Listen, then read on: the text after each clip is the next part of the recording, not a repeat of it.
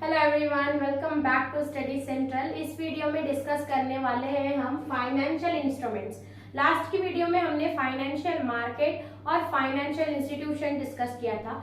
अब ये दोनों में जिनका मार्केट में जिन इंस्ट्रूमेंट्स है, जिन कमोडिटी की डीलिंग होती है, उनको बोला जाता है फाइनेंशियल इंस्ट्रूमेंट्स। मार्केट में जिस कमोडिटी की डीलिंग हो रही है, यानी कि परचेज एंड सेल हो रहा है, उसको बोलेंगे फाइनेंशियल इंस्ट्रूमेंट्स, जिससे पैसा जनरेट हो सकता है। जैसे कि फॉर एग्जांपल अगर वो बिल है या बॉन्ड है जिसको मैं बेच के पैसा कमा रही हूँ, जिसको मैं खरीद रही हूँ, so any how exchange of bond या इंस्ट्रूमेंट्स हो रहा है, तभी तो हमारे पास फाइनेंस या मनी जनरेट हो पा रहा है। तो वो हम लोग डिस्कस करेंगे।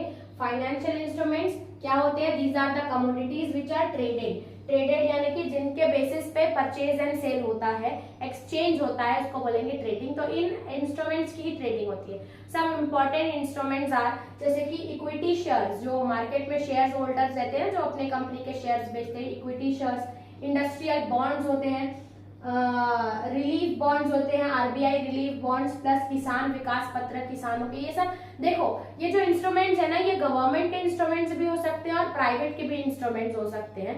यानी कि जो कमोडिटीज का डीलिंग हो रहा है वो इसके अंदर आएगा।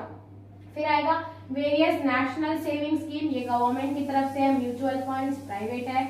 वेरियस इंश्योरेंस प्लान, जो अलग अलग इंश्योरेंस प्लान होते हैं वो भी इंस्ट्रूमेंट्स में ही आते हैं। फिर ट्रेजरी बिल्स, कमर्शियल बिल्स जो आते हैं वो, कॉल मनी, फॉरेन बॉन्ड्स और नेशनल सेविंग सर्टिफिकेट।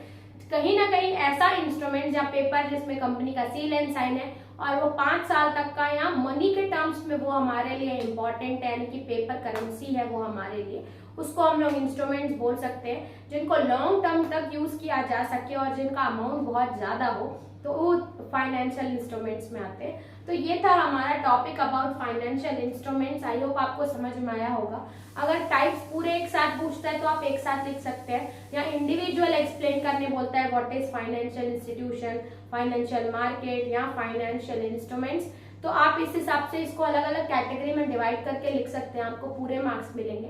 तो चलते हैं नेक्स्ट वीडियो में, देखते हैं इस चैप्टर का नेक्स्ट टॉपिक। तब तक के लिए थैंक्स फॉर वॉचिंग।